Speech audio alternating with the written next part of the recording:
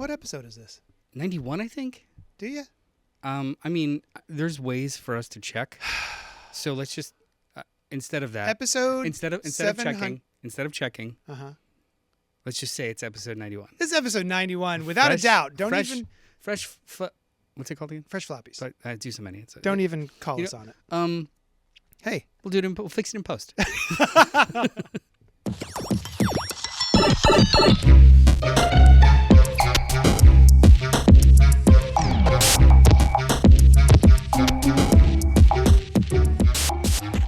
What's up to our sidekicks and henchfolk out there in the Geek Nation? Hope you enjoyed that cold open. I stop. I hate that so much. Okay. I love you, but even listening back to that, I'm like, it gives me chills down my scrot. Which is nice. So continue doing it. If you've never had chills down your scrot, I highly recommend it. I feel like. What's up to our sidekicks and henchfolk out there in the Geek Nation? You're listening to Fresh Floppies. Yeah. Okay. We're here to talk about Fresh Floppies, which are fresh being our designation, our subjective opinions about the freshness of the books that are hitting the week, the now. Subjective opinions about our objective thoughts. Yes. On Floppies. Single issue comic books that come out every single week. Yeah. Yeah. Yeah. Should we get started on that? I mean, it's a huge week of comics. We've read so so many. big, so dude. let's just enough. Why don't you stop fucking vamping? And Okay. we'll start the show? Start talking about the comics. I like that. Yeah. DC presents All In. Is it DC All In presents Batman Hush 2 by Jeff Loeb, Jim Lee, Scott Williams, and Alex Sinclair, a classic team up. Well, actually, hold on. Uh-oh. It's Batman 158. I'm sorry, you're right. That's my bad. Hush 2. Yes. I don't Shit. All right, from the top, it's go. a stupid title. DC All In presents Batman number 158, which is Hush 2. Written by Jeff Loeb, art by Jim Lee, Scott Williams, and Alex Sinclair. This is the grand return of the 20-year-old, much celebrated 12-issue maxi series Batman Hush. Yeah. Yeah. Yeah, that's what it is. With the original creative team. I had very positive experiences with the original Hush when it came out at the time. I was a little disappointed by a certain reveal that happened involving Jason Todd. You could spoil it. It's 20 years old. I barely remember it. I just remember I was disappointed by it. It was like, Jason Todd's back. Wait, no, it's Clayface. Yeah. Yeah. So that frustrated me. But then there was a little nugget at the end of like, wait. What? Maybe. Yeah. That's kind of and I barely remember. You wanted Jason Todd back? Well, I thought it was cool. He looked cool, and I thought it was cool. And I thought, what a neat idea. And then they were like, psych. In retrospect. What I thought it was weird. Yeah. When he is revealed, it's Jason Todd. He's wearing a domino mask. Yeah. And he's older, considerably older. But Batman knows right away, hey, that's Jason Todd. Yeah. I thought that in comic books, those domino masks hide everything. Not from Batman. Bullshit. Batman does not need your cheekbones. Absolute bullshit. Neither neither does Green Lantern's girlfriend. Yeah, you know what? I got it. In his cowl, all the mechanics in there. Yeah. They measure cheekbones and are able to identify faces. Obviously. He's got facial recognition in there. Duh. Yeah. Yeah. Okay, yeah. I got it. I'm yeah, back yeah, in. You're good. I'm you're good. back in. So listen, did you care? So my experience, I was reading Hush in issues also back in 2001. I'm sure. It's forever ago. I'll Google. I remember the things I remember the most. I was enjoying it, but it was also aggressively late. Mm-hmm. So I would constantly just being like, what? Okay. Yeah. It's almost like you remember the experience being great, but it's because it was so spread out. Okay. And then everyone talks about how great it is. I think I read it again when it was collected in the 2 volumes and was like, this is pretty dope. But it appeals to a much edgier... Oh, 2002. I was right. Cool. It appeals to a much edgier, boring version of me. Mm-hmm. Yeah. So in the last 5 years, I did reread it.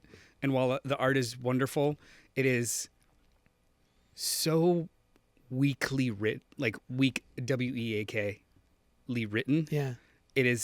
It's so on the nose and it's so light on any kind of character work. It's just, look at this rogue and then look at this rogue. Mm-hmm. And honestly, rereading Hush in my adulthood retroactively hurts Long Halloween because it's structured the exact same way. Yeah. So it's just like, here's another rogue. yeah, the older I get, the more Jeff Loeb's tricks just become parlor. Mm-hmm. So I went into this with very low expectations in regards to this is going to appeal to very specific demographics that I overlap with, but kind of not a part of anymore. Sure. Wow. Yeah. Oh, good. But thanks. Great. You nailed it. That's all of the things that I was gonna say. So what did you think of this issue? Better. It's fine. I'm kind of, I don't care. Listen, I don't care about Tommy Doyle. Pickles? Who's Tommy Pickles? Thomas Pickles? It's Rugrats. Oh, I've never. What is Tommy Doyle. Tommy Tommy Hush. Edis? Whatever. Tommy Hush. Thompson Hush. Tammy Elliott. Tommy Elliott. That's right. Pickles is better. It's off to an interesting start. I'll say that. I think definitely. if you're interested by Hush, this is definitely a must jump on. I think you should definitely check this out.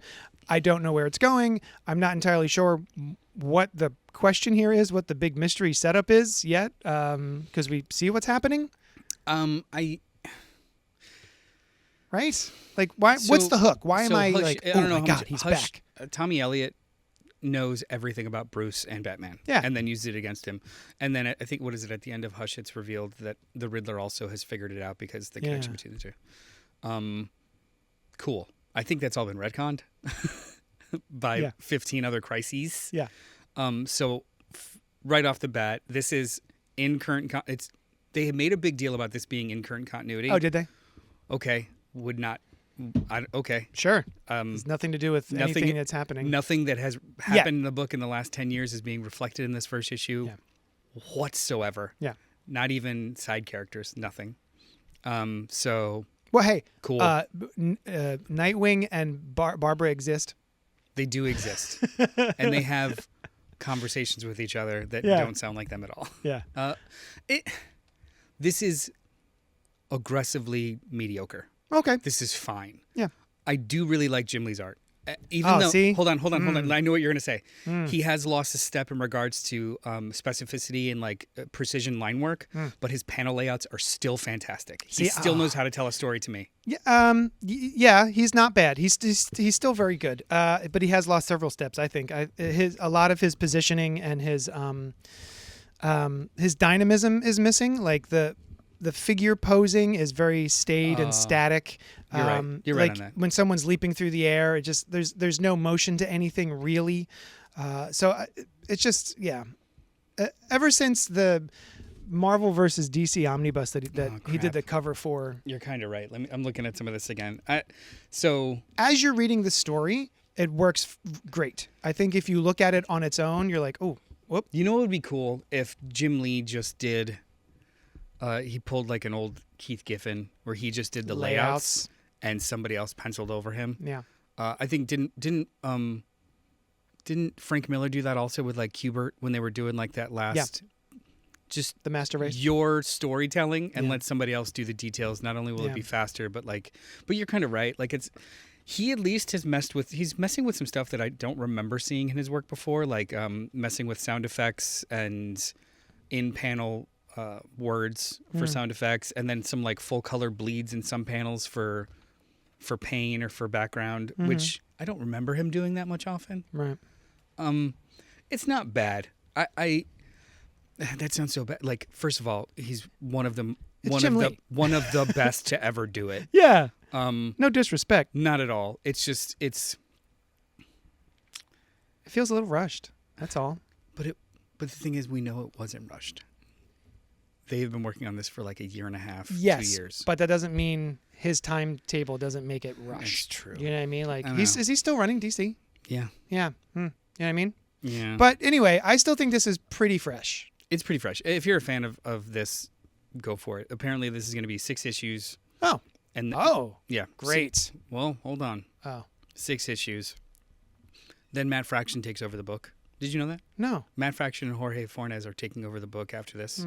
Neat. It's going to be a lot of one-shots. Oh, okay. Which I think is kind of cool. Yeah. And then next year is the next 6 issues of Hush, the follow-up. So it's going to be like a Hush 6 issue. 3? I don't know Hush if it's 2.5. Hush 2 Part 2 or Hush 3 or Hathrish? Hatouche. Hatouche? Is that what you were calling it before? Yeah. Whatever. So the story is interesting enough for me to like, you know what, we'll see where this is going. I like what they do with the title of the book is called Pawn.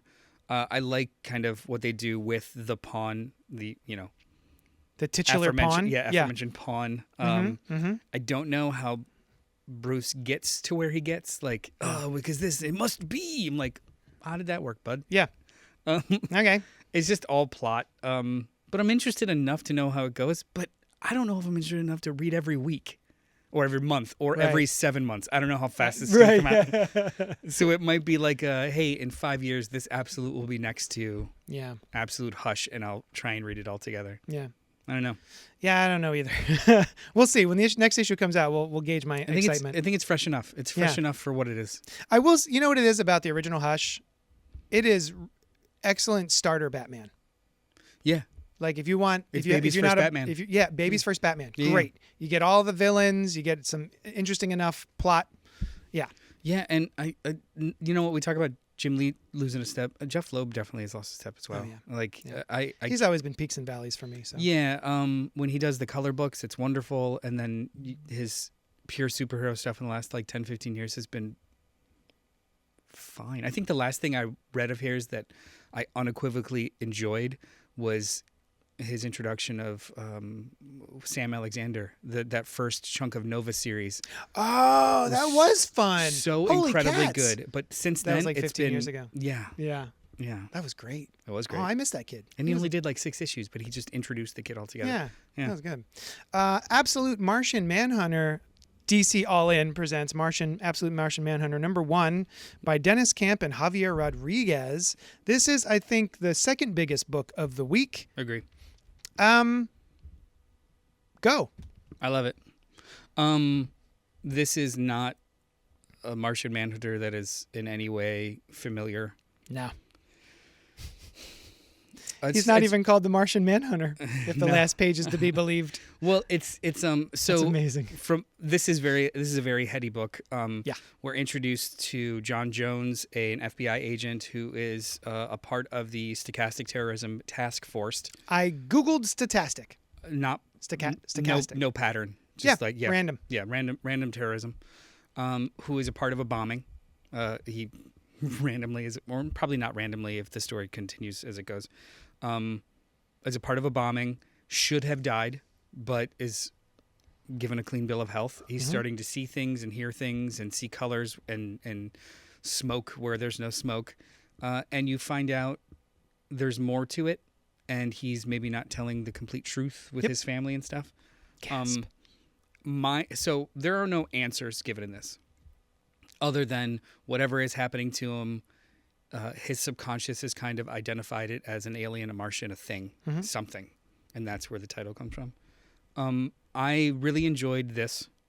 I really, really enjoyed the visual depiction of what's going on with him. Dude. A lot. A lot. Like that Perfect. is the A+ of this book. It's so good. The story doesn't have not enough happens plot-wise for me to know if I really like this book. Yes. But enough happens visually and interestingly for me to be hooked in. It is an experience. Yeah. This is an experience of a comic book. Yes. I really enjoyed poring over the pages, and all the art by Javier Rodriguez is fantastical, really gorgeous to look at, and yet clear. Yeah. I was not confused at any point. It is a very, what's the word? Psychedelic visual style. But at no point was I like, wait, what's going on? Who's over there? What's doing what? It's very clearly, like, the comic booking is second to none. Very well done. Yeah. But yeah, I think you said it is like, great, we've got the setup. Yeah. But so in other books that would annoy me. Like, make it a double issue then. There is so much setup and it's interesting enough that I'm fine. And one of the most fun comic book last page reveals of all time. Oh yeah. Like, just the way the physicality of it. I won't spoil it. It's very cool. You digital readers out there. Oh no! I have no idea how this is. So there is the the dramatic crux of this book is that there are potentially two auras, minds, souls overlapped over each other. Yeah. And they do something really cool in the print edition that kind of illustrates that for you. Yeah. I don't know how that's going to read in digital. Maybe just literal, like you turn a page and that's that. But it allows you to, like, you know, put it up to a light with directions like an old school. Yeah. Yeah. So fun. This is a wonderful book. So unlike Absolute Flash last week or the week before, Yeah, last week. that seemed very safe and normal. Like, oh, you're just, you know what it felt like? It felt like an old school Ultimate book where it's just, oh, it's just a redo of an origin. Yep. Whereas the other Absolute books felt like a complete redefinition of an origin. Yeah. That's what this does feel like. This feels more like an Absolute book than Flash did. It also feels more experimental. And as I was reading it, I was going, I don't know if this is going to hit like the first three did, like Wonder Woman, Superman, and Batman hit. I'm not entirely. This might be a slow build for like word of mouth. People might be like, check it out. I mean, it's really good. You could say that about any Martian Manhunter book. Yeah. Yeah. Oh, I'll tell you what. For my money, the most interesting Martian Manhunter experience I've had so far.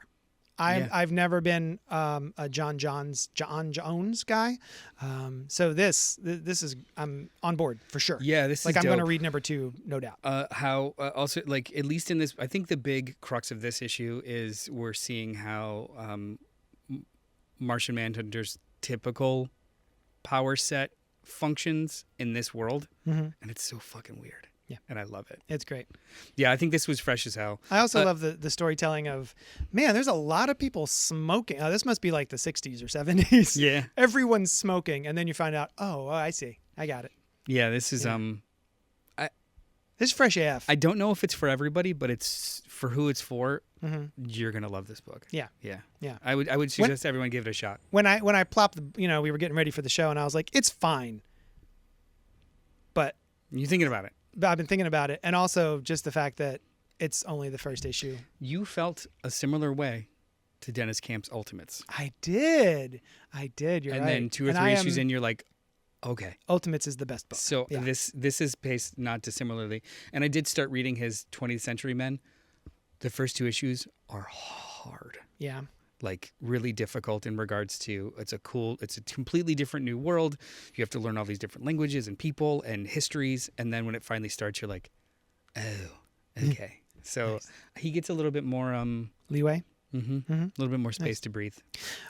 DC All In presents Absolute Wonder Woman number 6. This is the beginning of a brand new story arc from the senses-shattering Absolute Wonder Woman series by Kelly Thompson and Mattia d'Iulis. Yeah, d'Iulis. The Lady or the Tiger, part 1 of 2. Listen, my initial thought, they should have started with this artist. They should have started with this artist. And then my immediate thought was, nope, couldn't have done that. Because then if we went from this artist back to Hayden Sherman, big problem. The fact that we went from Hayden Sherman to this, I get what you're trying to say. I absolutely get what you're trying to say. But I struggle comparing this and Hayden Sherman. Hayden Sherman has a visual language that's wildly different than Mattia d'Iulis, but not in a competency way, in a pacing and speed way. So I love them both equally, not a favorite. I know that this is easily for a lot of people, probably for you, favorite. Yeah. It is. Because it's a beautiful painted style. God damn. Like a digital painted style that's just like you could see the musculature in every single person. Like it's beautiful. And the previous book that I read them on, Kelly Thompson's The Cull, absolutely beautiful. But the vibe that Hayden Sherman and Kelly Thompson established to make this work, pretty metal. I don't know if you could do any other. It wouldn't work for me. I loved Hayden Sherman's introduction of this world. I loved it too. Well, just the introduction of this world, which makes this kind of crescendo work. Yeah.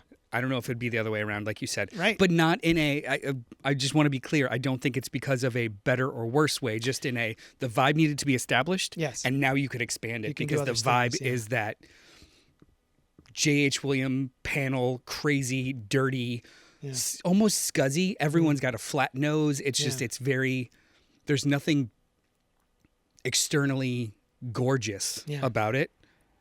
And now that you've established that, you could pull shit like this off. Yeah. And I want other artists to come in and Oh, do for like sure. Yeah. Whereas the visual language of Absolute Batman is like it almost feels like not malleable. Yeah. But Superman's a little fluffy. This is metal. This is metal as fuck. God damn it. This book is so good. And I'm sorry, the art just really kicks it up a notch for me. Like, I do like Hayden Sherman a lot, but this is just Yeah. It's like watching a movie. This is It's like a gorgeous animated CG film or something. I don't even I God also damn don't- it. You know what too? Maybe I'm struggling against the fact that I don't think this is sustainable. No, it's not. No. This is This one of is- two. Yeah, that's what I mean. Like, Right? yeah, so like they were probably working on this for the better half of a year. Yeah. These 2 issues. Especially going from the cover of this book. Mm-hmm. Like, I understand what's happening with the shadows, but it makes her face look like a triangle. Mm-hmm. And then opening it up, I was like, oh my God. Well, I I mean, was so excited. I recognize the name. I think I knew what I was in for. But there's a couple. So we're basically getting some wonderful backstory in regards to, how Diana and her mother have built some of their weapons. Yeah. And did their magic. Chatting with Hades. It's good stuff. This is really good. And then there's little one-page stories in the back of little Diana. Yeah. Yeah, I mean, this is A+. God This damn. is great as hell. Also, too, when the first, I believe when it's going to be collected, the first 7 issues of Absolute Wonder Woman are going to be in one collection. Cool. So these 2 will be. Yeah. This is basically the end cap of that first arc. These 2 issues. I would also say if you haven't read 1 through 5, you can just read number 6. I think if you're just curious about it, you can do. Yeah. Right? There's nothing happening in here that spoils 1 through 5, really. Plot, no. Origin, yes. Yeah, I mean, I think everyone knows the elevator pitch at this point, I would think. Right? I don't know. I mean, that's what I tell people is I the don't know. elevator pitch of like, hey, Yeah. she's raised in. Oh yeah, like I guess so. Yeah. Yeah. I mean, just looking at it though, it's a beautiful book. You can pick this up, Yeah. and there's no issues. But you will walk away with questions. Oh, sure. And then, well, hopefully you'll go, oh, I should go read 1 through 5. ones. Another Fresh AF. Fresh AF. Drop. Hey, you know what I want to talk about really quickly before we move on to the next book that you have. I want to talk about DC All In, Wonder Woman Proper, number 19, written by Tom King with art by Daniel Sampere. This is the end of the super arc. What? What number? 19. Okay, thanks. Didn't I say that? Sure. Oh, I just missed it. Either way, 19. My fault. No, I just was trying to be like, is this 12? What, 20? Of the ongoing Wonder Woman book. Yeah. This is the end of the first super story of the Sovereign. Classic 19-part arc. Well, I mean, there's been 3 arcs. Yeah. But, yeah. And? A lot of things are wrapped up that started in the first issue. Mm-hmm. But then they introduce something that I don't know if you should. I'm just going to look at the cover. Okay. I like Daniel Sampere. Yeah, don't flip through it because... Gorgeous. So the whole issue... you know what? First of all, real quick. DC, you suck. Oh, no. Your issues now... Yeah, like... Oh, this? All of it. Like your covers for your basic covers now are the same as the paper stock. So just holding it to read it crinkles it. I hate it. It's garbage. You're right. Don't do that. Like I'm talking, it could be like 0.5 more thickness in paper. It's trash. Stop it. Just, do what Marvel does. Yeah, I know. It's ever so slightly... They're like page covers. It's absolute trash. Anyway, so for that, not fresh at all. You're garbage. But for the book, I think it's pretty fresh. How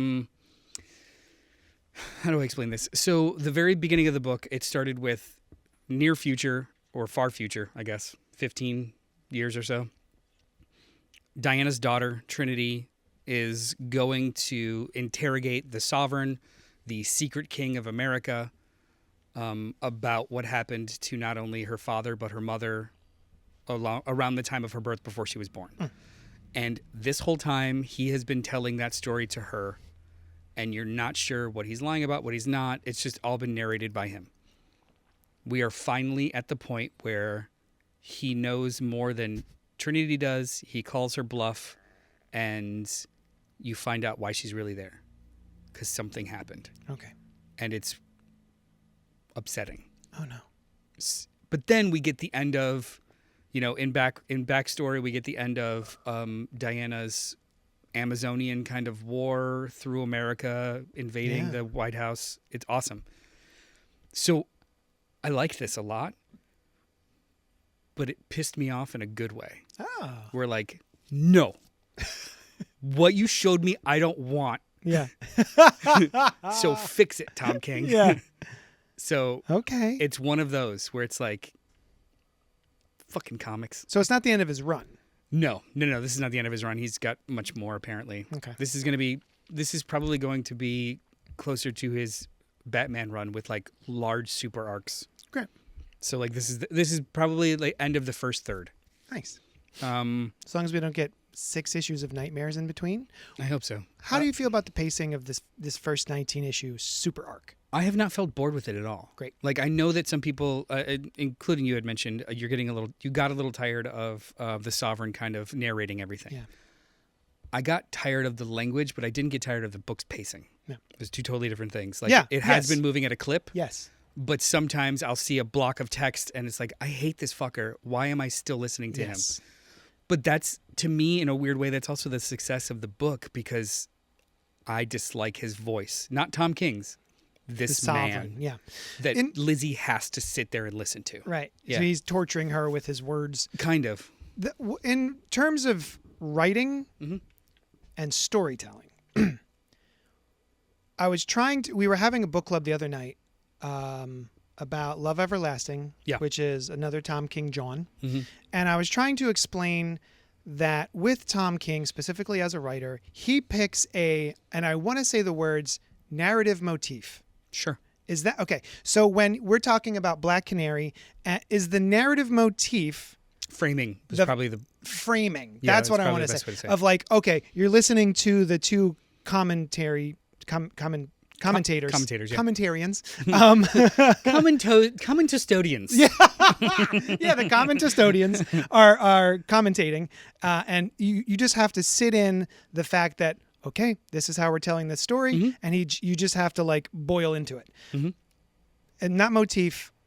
It's a narrative framing device. Narrative framing device. Yes. I have to remember that phrase. Thank you. It's the paradigm with which you decide to tell your story, whether that's with flashback or voiceover or prose or soliloquy. Like you are telling your narrative through the paradigm of this device. Okay. So the narrative framing of the Sovereign telling the story to Lizzie is the narrative crux of the book, but it's not the most interesting part of the book. It's just the background. Awesome.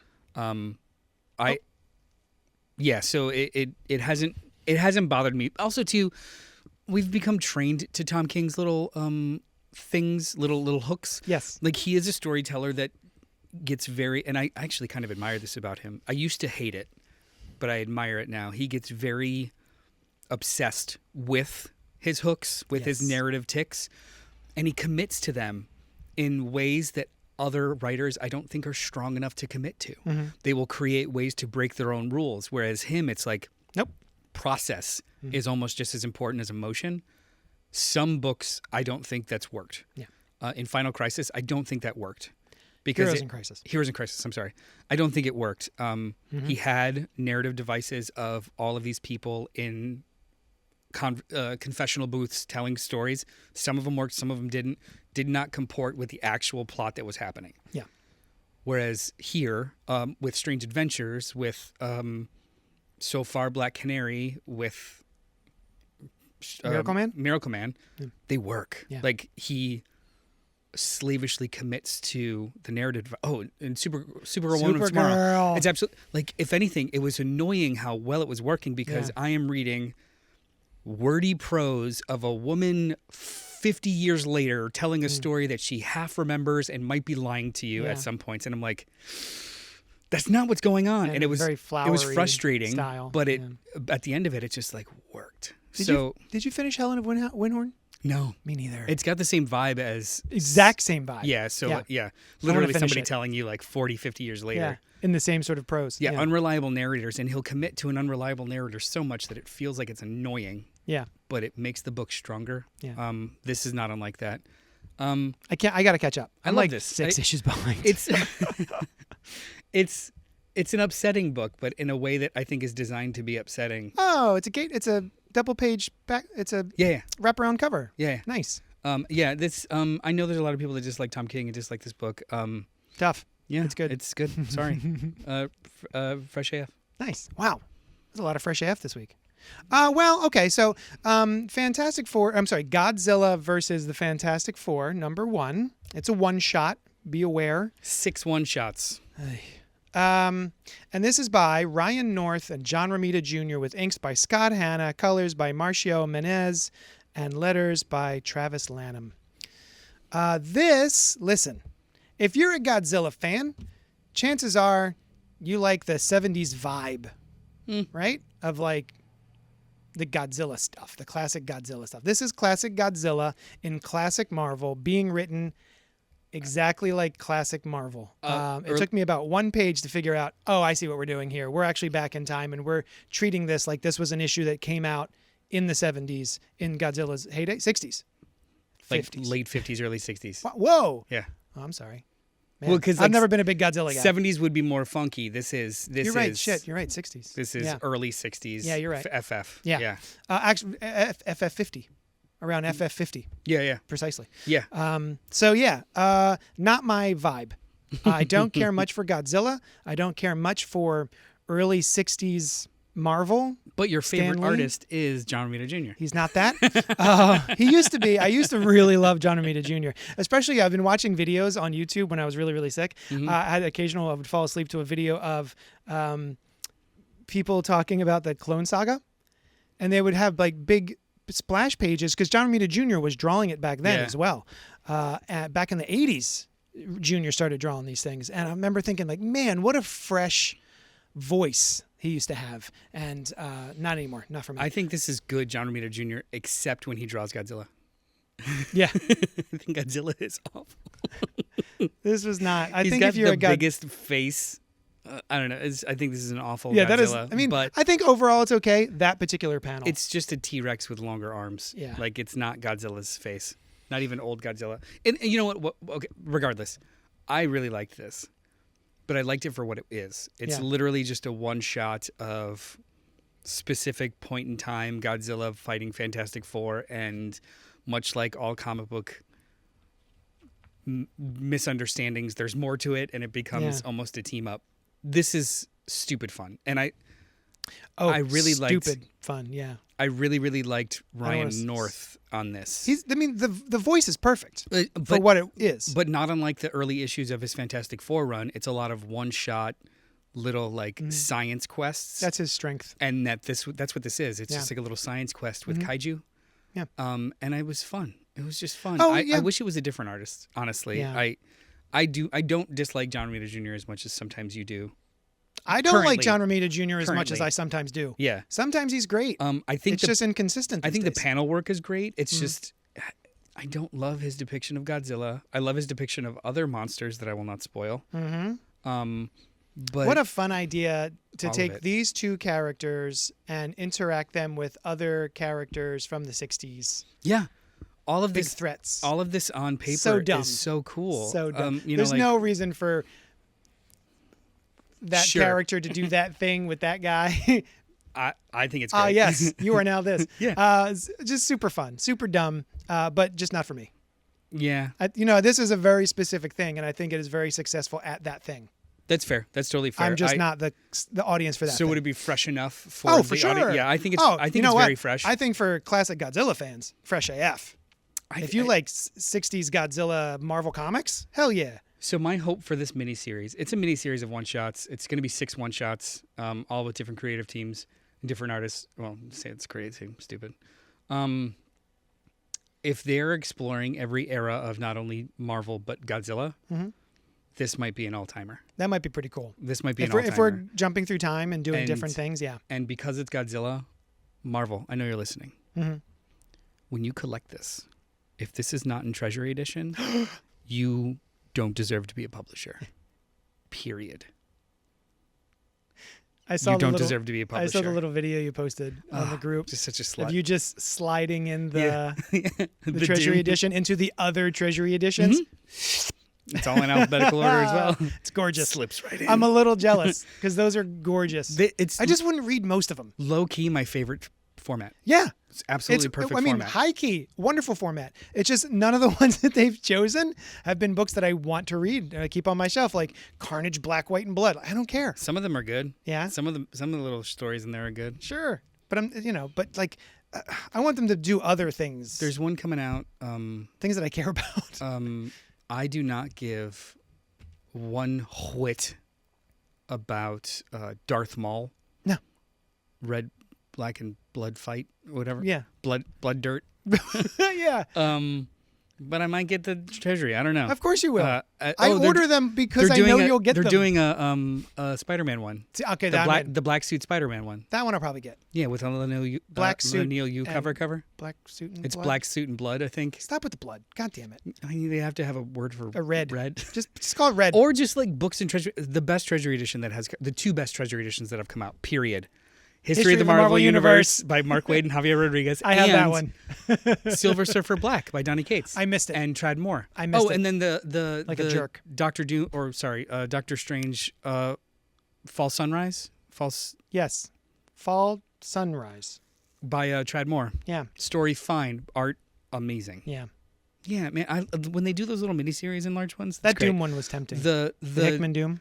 The anthology ones, I already don't care that much about That's what I anthologies. mean. But it's a beautiful format, so I'm Yeah. in. But It's just nice to touch them. I want They feel nice. more miniseries. And you know what should be? And Marvel, if you're listening, because you are, you don't deserve to publish books unless you reprint Daniel Warren Johnson's Beta Ray Bill miniseries in Treasury Edition. Oh, that'd be gorgeous. You stupid sons of bitches. Yeah. I mean, please. Also pay your artist. DC Black Label presents Peacemaker. Oh, I'm sorry. DC Black Label Peacemaker presents the Vigilante Eagly double feature 1 of 5 by Gunn, Seeley, Ogle, Jarrett's, Lolly. Story consultant James Gunn. So the writers and artists had to make sure that this fits in the continuity of the shows. Yeah. The first story, Vigilante, is written by Tom Seeley with art by Mitch Jarrett's. God damn it. The second story written by Rex Ogle, who I'm not familiar with, but pencils and inks by Matteo Lolli, who also excellent. Is an excellent artist. Yeah. So this is a stacked book about characters I don't care about. I care about it. I like the show a lot. Fun. It feels exactly like the show. Very much. Yeah. Vigilante's a bad shit crazy. Yeah, he is. Just fucking crazy. Yeah, he is. It's kind of fun. But the real star is Mitch. Mitch Jarrett's is bonkers good in this book. This is even better than his Strange Adventure stuff. He doesn't get a chance to be this fun all the time, and it's just so good. I kept looking at that face. Oh, yeah. The last Peacemaker's face with his tongue. He really captures John Cena? John Cena, yeah. The comedic? But not in a swipe way, in a just an uncanny, funny way. Yeah. Same with the act, like this whole sequence at the diner of Adrian's reactions. Awesome. This is a very funny book. What did you think about this? So the first one is hilarious. Wonderful. What did you think of the second one? I mean, listen, bro. Eat peace, motherfuckers. Eat peace, motherfuckers. That was the first page I opened because I was like flipping through it when it first came in, and I cackled at "Eat peace, motherfuckers." And then he's fighting lizard Nazis. Like, I'm in. This is fun. We also learn stuff that's happened in between the seasons of the show. Tell me more. Well, don't tell me more. Well, I mean, I don't even know if it's a spoiler. They make reference twice to Chris being in jail for 4 years. Yes. And the delta between the two seasons is 4 years. Oh, interesting. Yeah, so okay. I think they're going to start the new season with it was in 2022, the end of 2022 it came out, and it's not going to come out till like the end of this year. So my thumb is not on the pulse of anything. It comes out in like August. Thank you. Yeah. I had no idea. But it'll be like a 3-year gap, and they're talking about him being in jail for a couple years after their friendship. Even just the cover's hilarious. Uh-huh. Yeah. This is a fun ass book. Yeah. If you like Peacemaker, the show. Yeah. the very specific vibe. Yeah. It's very bro-y, very douchey, very but what kind of humor is this? It's edgy humor, but not edgy. It's not with like tinges of pathos? It's not for edgelords. Yeah. But it's about edgelords. Yes. So This is like a Fight Club situation. If somebody tells you their favorite movie is Fight Club, you ask follow-up questions as to why it's their favorite movie. Like, do you understand the satire, or do you think Tyler Durden's cool as hell? That's what this kind of book is. Do you understand they're making fun of you, or do you relate to them? Yeah, or is he your hero? There's two different things. But before we jump into our Spidey Corner, there's two other books that came out this week that I want to talk about real quick. The first one is We're Taking Everyone Down With Us by Matthew Rosenberg and Stefano Landini.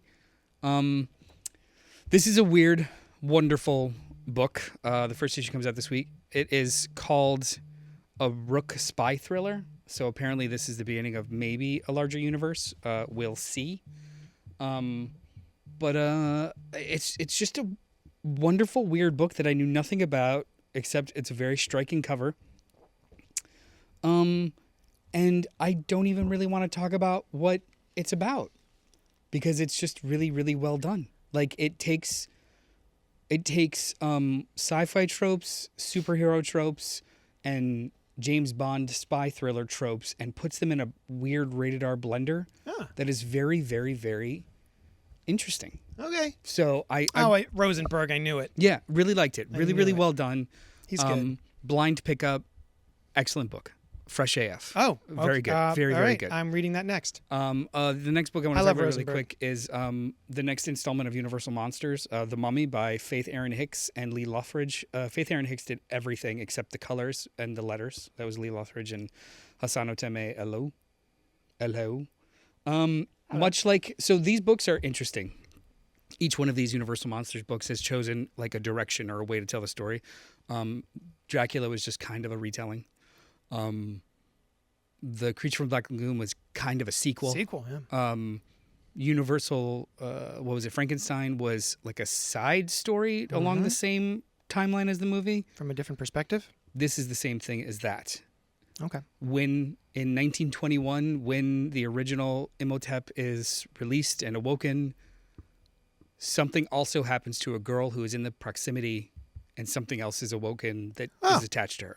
So it's this side story that doesn't impact the plot of The Mummy, but it kind of goes parallel with it in an emotional way. Very well done. Also, Faith Erin Hicks, her art style is almost Sophie Campbell-ish, like rounded faces and very like approachable. And the dichotomy of her doing a horror book is not lost. Like, it's almost welcoming, and then it gets creepy and goopy. It's very well done. Yeah, I'm aware of Faith Erin Hicks. She's been around for decades doing indie comics and stuff like that. So I was a little curious to see how she would fare. She usually does, well, I haven't read enough of her stuff to say usually. I am used to her doing more Scott Pilgrim-esque whimsical. So the fact that she does horror here, you think it is appropriate? It works? I think it works. And nice. Especially the avenue with which she decided to tell the story of this young girl in Egypt. Also, there's a letter from her in the back that is very, very good and kind of gives you an idea of where she's coming from with this book. If you normally skip letters, read this one. Okay. I've never seen The Mummy. The movie? Yeah. Yeah, good stuff. Good stuff. You've seen The Mummy, so... Oh, no, you haven't. No, I have to. I just haven't seen it. Hold on. You've seen the original... I've seen the good one. The Brendan Fraser. They're both good. The classic. No, Brendan wait, Fraser, when you said I've seen the good one, Rachel I assumed Weisz. you meant the Tom Cruise one. I haven't seen that one either. I've only seen the mid Mummy. It's a remake of the original one. The same names of characters and shit. Gotcha. Yeah. Amazing Spider-Man number 70, Legacy 964. Wrapping up this 8 deaths of Spider Guy. Yep. There's nothing I'm going to say about this book that I haven't said previously in the last, 10 issues. It started off strong. It floundered for a bit in the middle, and I think it is a strong ending. Easily forgettable. I'm not too. I can't say I was too absorbed by it, but it was fun. It was fun enough. Same. A solid 6-issue arc that they stretched out to 12 and lost momentum halfway through. If this is was all filler. Did they? Is it because they wanted to hit the number 70? I don't know. Probably. It felt like taffy, like they were just pulling and pulling. And I was like, all right, can we just? I guess probably because they're relaunching a number 1 next in 2 weeks. So why didn't you just do that at 60 when Wells left and to give more run time or more lead time to issue to Pepe Larraz, maybe? I don't know. Okay. It's just man, I would have preferred 2 different stories to making this one. Yeah. Story. It's just a bucket of fine. Yeah. What a shame because it started off strong. I thought it was a good ending too. Like if we just cut a couple cut the middle. Yeah. Like it's hard to be excited about the wrap up because one, it doesn't actually do anything different. It's just a satisfying wrap up. Yeah. But 2, you lost momentum excruciatingly. I make words. Yeah. Halfway through, it's hard for me to get excited about picking back up speed when I was sitting down. Yep, so same. it's fine. Hey, also, there's a couple of like Ed McGuinness is fantastic, but there's a couple of sequences where it's just like, was that the same artist? Oh, yeah. It was a little weird. Yeah, like a little rushed. Yeah, I'll tell you. The thing that I was saying before on a previous episode about the upcoming reboot is that Pepe Larraz, I think, is drawing it, right? Mm-hmm. And then it's going back to John Romita Jr. If it was Pepe Larraz and Cafu, that'd be cool. Trading off, holy cats. Yeah, I'd be Cafu over the moon. Sometimes is dangerously close to doing Greg Land stuff, but it's fine. I haven't gotten there. Well, I can see it here. You do. I can see it here. It's right there. Yeah, but overall, he's very, very good, and I'd prefer that to. How did you think of the other Spider-Man coming out today? Ultimate Spider-Man number 15, written by Jonathan Hickman with art by Dave Messina. What do you think? I think that Ben and Jonah have balls of steel. Yeah. Holy shit. That's pretty great. Holy shit. And the rest of it is great. I caught up on 14 and 15 last night. Great. Oh, oof. Absolute. Eefa doofa. Gut punch. Oh my gosh. Of a book. And so now we've got Peter on the run. On vacation. He's on vacation. He's running to vacation. Yeah. Yeah. And then we're introduced, no spoiler, Sandman. Yeah. Which was great. Yeah. This is a banger. This was a good book. And I'm David Messina as a fill-in artist is growing on me more because he's taking a lot of the character designs from Marco Cicchetto to make it a more seamless book. Yes. David Messina is developing into an artist that I think is the love child of the Dotsons and Marco Cicchetto. Yeah. Which I don't hate. Nope. Don't hate at all. I don't think he does action as well as Marco Cicchetto, but honestly, not many people do. Right. Yeah. Cicchetto is great. Man, this is baller. This is really fun. And, I expected, while Peter was missing, his son had the suit. Mm-hmm. I don't want to call it a symbiote, just the black suit? The AI. The AI suit. Mm-hmm. And I expected now that Peter's back, he'd be like, okay, give me that suit back. But no, he just keeps the suit. That's not the kind of dad that Peter is. He's just like, okay, we got a suit. Great. I know you're not gonna listen to me if I say no, so I'm just gonna make sure you're go not ahead. gonna your kill father's yourself. son. Yeah. Yeah. Yeah, basically. And I think that's wonderful. Now hold up. Does he have powers? No. He just has the suit. Neat. It's basically an Iron Man suit. That's so neat. Yeah. Yeah, it's very good. This is fun. Yeah. This is a good book. This is a really good book. And like every time that I think that the plot, like the narrative device of skipping weeks in between isn't going to work, it does. Because like other books, mostly, I think it does very well here.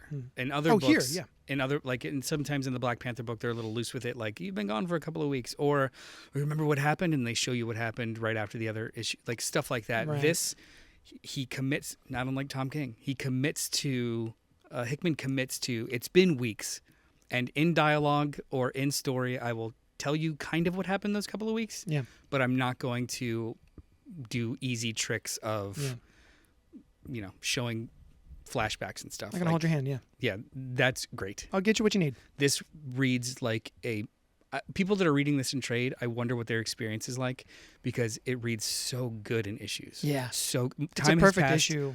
Time has passed for me and the characters in the book, and they catch me up, and I love it. So good. What a week. And it's not even like, that's not even There's a still quarter a bunch of the books that I want to read this week. Holy cats. Superman is new. Justice League Infinity, what's it called? Unlimited. Justice League Unlimited. We've got the next issue of Black Canary. Yeah.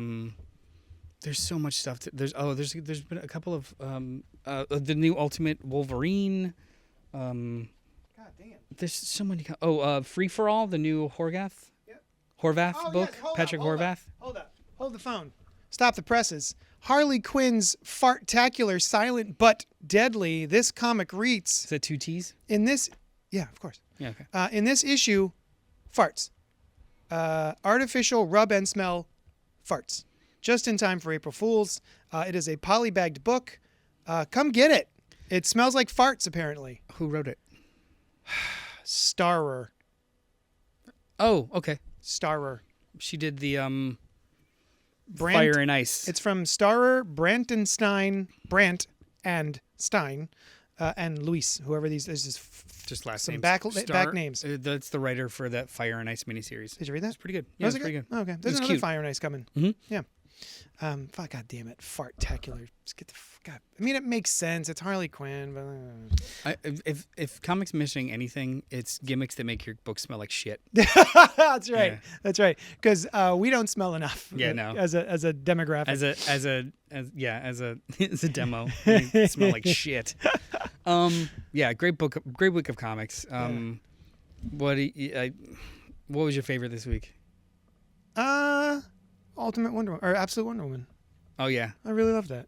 it's a tie for me between Absolute and Absolute. Ultimate Spidey was great. Absolute and Absolute are a tie, just because they both provided something Different, wonderful and new for me. Yeah. All right, join us for our live stream Wednesdays 8:00 this week. We're going back to the Missions Improbable, and we're going to Probable. be. Oh, Missions Probable? Yeah. I mean, for me, they're improbable. Well, no. For you, they're probable. The mission, our mission, because we chose to accept it, is to just watch the movies. That's true. And that's a probable mission. Mostly. Well, I seem to have trouble. I mean, that's for everything. Yeah, it's right. Yeah. Everything is improbable for me. So, we're Mission Impossible 4. Mission Impossible : Ghost Protocol. My bad. Yeah, come on, dude. They're titled for a reason. Yeah. I will never remember. It's the 4th installment of the Mission Impossible film series. Yeah, that's but the it's one. Mission Impossible: Ghost Protocol. I'm looking forward to watching it, cramming it in before we review it. It's like 2:15. So That's not too bad. I'll put it up on the screen here. All right, guys. Thank you. Oh, that's on YouTube. 8 o'clock Wednesday nights. Every Wednesday night we go live at 8:00 Eastern Standard Time. But if you can't make it, that's fine. Jump in the chat for the videos that get posted afterwards. Like, comment, subscribe. Also, if you have any questions, comments, concerns, you can email us cultpopgo@gmail.com. Yeah. Let us know what you think and complain. We would love to do a mailbag video episode. Yeah. So if you have any questions, comments, concerns, email us at cultpopgo@gmail.com because we want to just we want to talk to you guys about and literally ladies and anything and any topic regarding this hobby, this habit, and your pop culture consumption would be great because we want to talk about stuff. Don't ask me about nutrition. I didn't say that. Ask him. But, politics, bring it in. Yeah. Oh, no. Religion, let's go. All right, guys. Thanks so much for hanging out with us, and we'll talk at you later. Do.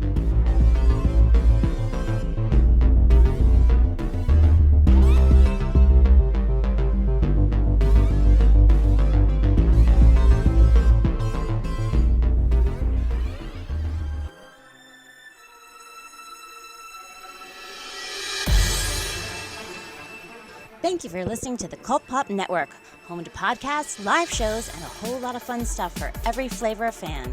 Follow us wherever you find your favorite podcasts, and be sure to join us live every Wednesday night at youtube.com/CultPopGo at 8 p.m. Eastern. While you're there, be sure to subscribe to the channel and hit the bell icon so you'll know when we drop new Thunder Rounds and episodes of Fresh Floppies, a spoiler-free show about single-issue comics released each week. Until then, we'll talk at you later.